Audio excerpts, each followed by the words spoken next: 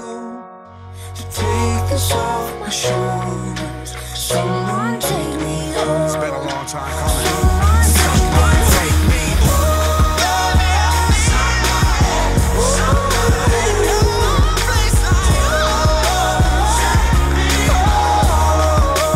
Someone take me.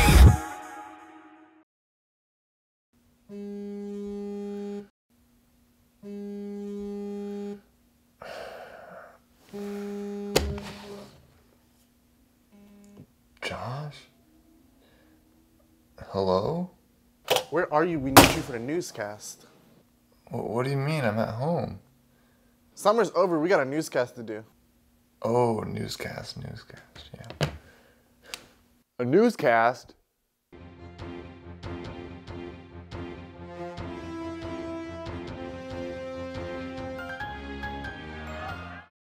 Good morning, Giants, and welcome to this week's newscast. I'm Josh Neal. And I'm Kieran Simmer. We had a great summer, but we're very excited to keep you in the know this school year. Now that school is back in session, our sports teams are getting ready to play some games after a long summer of conditioning. Let's take a look.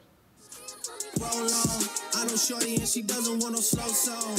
Had a man last year, life goes on. Haven't let the thing loose, girl, in so long. You been inside, know you like to lay low. I've been peeping what you bringing to the table. Working hard, girl, everything paid for. First, last phone bill, car, no cable. With your phone now. Coming off an undefeated season that ended with the state championship, the Giants are back and ready for another season full of victory.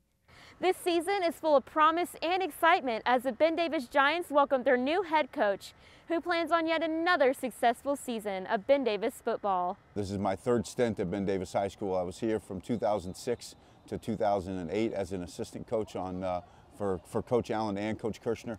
Then I was here in 2011 and 12 as the assistant athletic director. I'm very excited to not only have the opportunity to be Giants, but to work with our kids on a day-to-day basis and to use football as a platform to try and make a difference in their lives. After the previous season, Ben Davis had to say farewell to Coach Kirshner and his seniors. The new head coach has a lot on his plate as he continues a long-standing tradition that is Giant football. You know, we aren't doing a whole lot different than anybody else in the state of Indiana. I would say the one thing that makes it unique for us in our program is the co-captains workouts that we put in July. In addition to those conditioning workouts, we've been practicing. Obviously, the first official week of practice is this week, and so we're trying to piggyback the work that we put in on the football field in the summertime to continue to grow and get better every single day.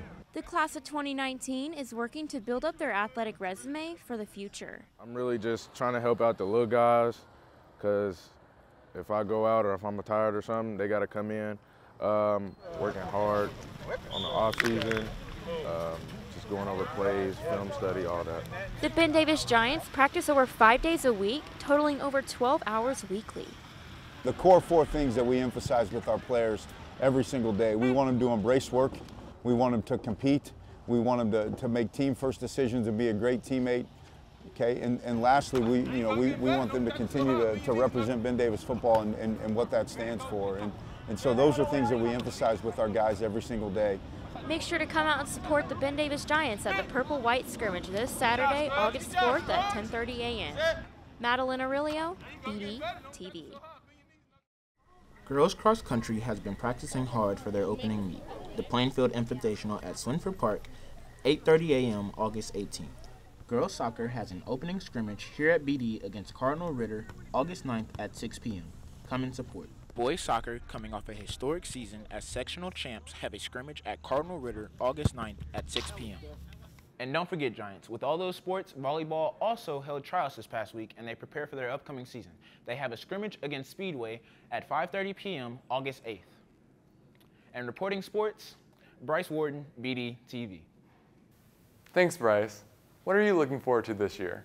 The yearbook will capture all your favorite memories and adventures from your time here at Ben Davis. Let's check it out.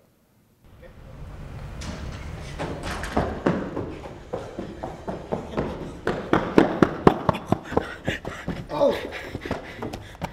Why are you running, man? I don't really know.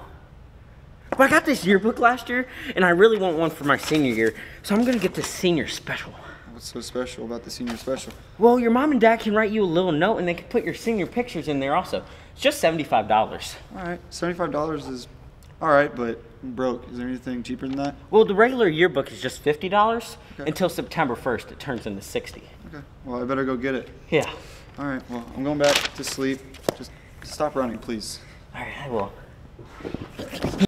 The Keyhole Senior Special is $75 and includes a 2019 yearbook plus a personalized senior ad in the back of the book, which contains 2 photos and up to 15 words. The ad will take up an eighth of the page. The regular yearbook is $50 up until September 1st when it becomes $60. The yearbook. Get yours today. Member FDIC. Ben Davis Yearbook. The darkness I've seen through the selfish joy, but I let myself see the past life. Now in a machine for the righteous-minded unity, even though I can't see the pure form of peace. Neither can see the true form of freedom, but I don't understand this pain of this weight in my happiest of days. Free from the art of self-pleasure, the mocking of passing time, with the sound brings me to my knees, which I beg to wonder, where am I in this world? Through the water flow of society, I must pick without the clutching of warning, with everlasting joy in the horizon. Yet I can't see through my blindness, with my addiction at my feet. Oh, sorry, I was looking at photos from summer break. Let's see how BD is transitioning from summer break into the school year. Wow, I had such a great summer. Man, I miss the summer. I miss summer. In the arms of the angel, fly away from here, from this dark cold hotel room, and the endlessness that you fear. You are pulled from the wreckage of your silent reverie. You're in the arms of the angel. May you find some comfort here. Wow, I went to a lot of concerts and hung out with some friends, went swimming. I'm gonna miss it. I took pictures. I went to a few camps. I seen my best friends at Wertz. You know, she a bad person. Over the summer, I went to the boat with my friends. Then I went camping with them, you know, and then we went boat skiing.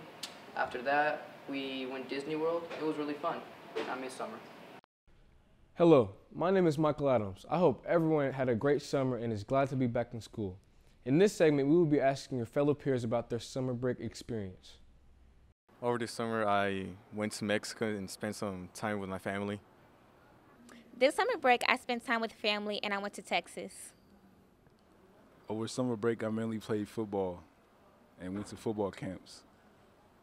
Over the summer, I just swam a lot and went to different games. I hung out with friends and family. I went to Kings Island. I went to Florida, you know, chilling. The best part of my summer was going to a concert with my mother.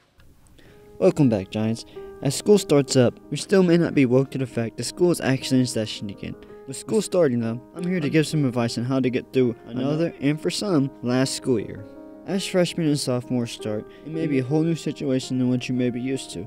One thing you may need to know is that this is where classes begin to really matter.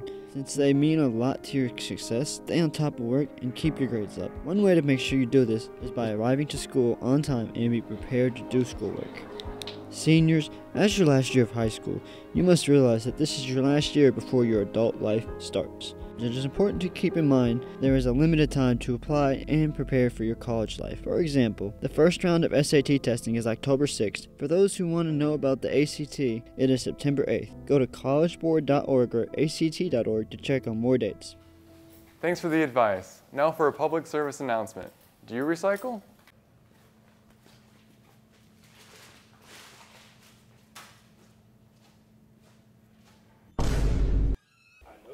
I know this man just saw this recycle bin.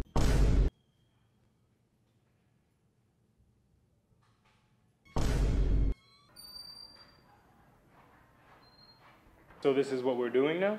What do you even mean, dude? Are you blind?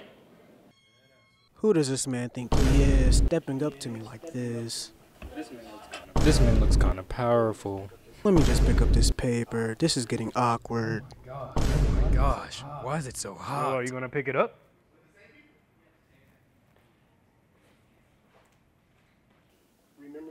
Remember to reduce, reuse, and recycle. Make the world a better place. These are some movies that are arriving in the fall and winter of 2018. The Meg. This movie is about a massive shark who attacks a deep-sea submarine, leaving it disabled, trapping its crew at the bottom of the Pacific Ocean. Venom. Marvel's most perplexing characters comes to the big screen, starring Academy Award-nominated actor Tom Hardy. Creed 2. This sequel to Creed is about a boxing phenomenon who prepares for a match against the son of Ivan Drago. Night School. A man's life takes an unexpected turn when he accidentally blows up his place of unemployment. Zach Watson, BDTV. So, just simply stated, can't be too revealing, so we want girls with their shirts up over their shoulders. A good guideline would be not to show any undergarments for boys or girls, so we don't want to see bra straps or boys with underwear showing. Bare skin in the midriff area. Sometimes our gentlemen want to wear, show off their six-pack, and our girls want to show off their tummies. We can't do that either. A big one that we have found lately is hats. Hats and head coverings. It's really important that we not wear those, mostly for a safety issue. And it's just proper etiquette to not wear hats in the building, especially for gentlemen, but for all of our students, staff, students alike, we should not be wearing hats. So those are the things to think about when it comes to dress code. Summer may be over, but what about summer weather? Here's Henry with this week's forecast. And we're going to be coming at you with this upcoming week's weather. We got a lot ahead of us, so let's dive right into it. Tonight, we are going to be seeing a high of 87 and a low of 65 with clear skies. This weekend, we're going to be seeing a high of 87 and a low of 69, as well as the same temperatures on Sunday. So if you're planning on going to the State Fair this weekend, this is a good time to go. For Monday, we're going to be seeing a high of 86 and a low of 68 with a little bit more cloud coverage than before. On Tuesday, however, we're going to be getting a little bit lower with a high of 84 and a low of 68. However, there's going to be a pretty big chance of scattered thunderstorms, so let's be cautious about that. Wednesday is going to see the return of it's going to be more clear, less storms and everything, with a high of 88 and a low of 69, I do believe. Friday, it's going to be mostly clear with a high of 87 and a low of 70. This has been John Owen with your weekly weather. Back to you. It's always good to know what's going on around our school. But what's happening around the world? What do you have for us, Eliza? Global or national, happy or sad, any interesting story is worth being heard. I'm Eliza Vanderwally, bringing you what you need to know. Welcome back, Giants. And on this brand new segment called In the Know, I'll be covering recent events and topics that are worthy of recognition. To start off, many Uber passengers have been victim of what is known as vomit fraud, where drivers will place fake bodily fluids in the car after dropping off their passenger at their destination. Drivers will then photograph the fake evidence and send it to the company, which will charge the passenger an extra fee ranging from $80 to $150. While Uber is still trying to clean up the problem, the scam still remains an issue.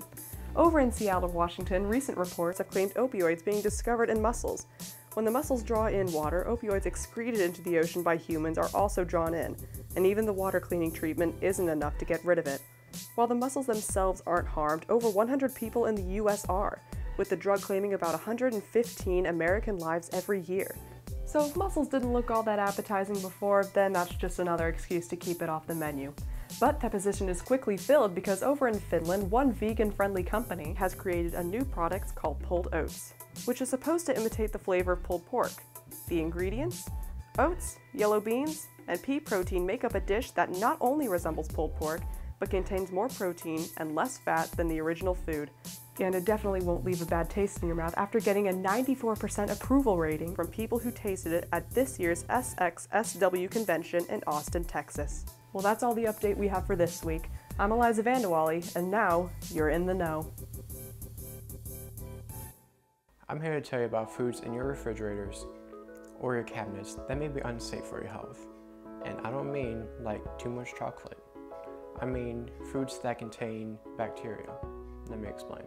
What is salmonella, you ask? The dictionary defines it as a bacterium that occurs mainly in the intestine, especially a serotype causing food poisoning. U.S. food safety regulators, such as the FDA, are recalling about twice as many products as a decade ago, pulling Ritz crackers, Goldfish, and Swiss rolls off grocery shelves just last week, McDonald's salads about 2 weeks ago, and Kellogg's Honey Smacks last month. While the rise in high-profile food recalls in recent years may be worrisome, it doesn't necessarily mean that U.S. food safety is declining. For more information on food safety and a list of contaminated foods, please visit www.fda.gov/safety/recalls.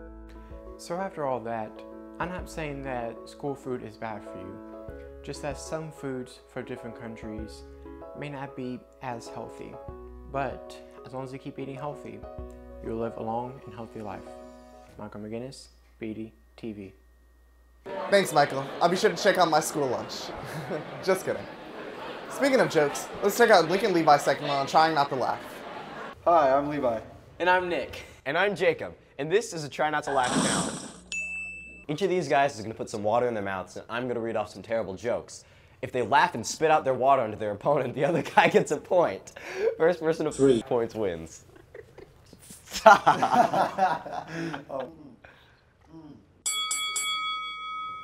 Did you guys know that the first French fries weren't actually cooked in France? They were cooked in Greece. I just watched a documentary about beavers. It was the best damn show I ever saw. You're supposed to spit it on him, not yourself.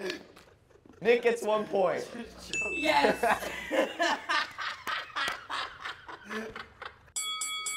Get some water.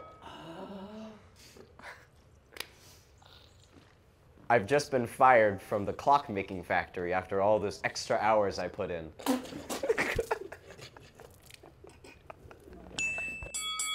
Two windmills are standing in a field, and one asks the other, "What kind of music do you like?" The other says, "I'm a big metal fan." I'm gonna go into the lightning round to see if I can get one of these guys to break. What do you call a man with no arms and no legs sitting outside your door? Matt. What do you call a man with no arms and no legs stapled to the wall? Art. What do you call a man with no arms and no legs in your hot tub? Stu. What do you call a man in the middle of the ocean with no arms and no legs? Bob. What do you call a woman with 1 leg? Eileen. What do you call a That's sudden death. So this means we're entering our lightning round, which means these two are gonna look down at the ground, and instead of telling jokes, look down. They're gonna both look up at the same time, go nose to nose, and the first one to laugh loses. Ready? 3, 2, 1, go.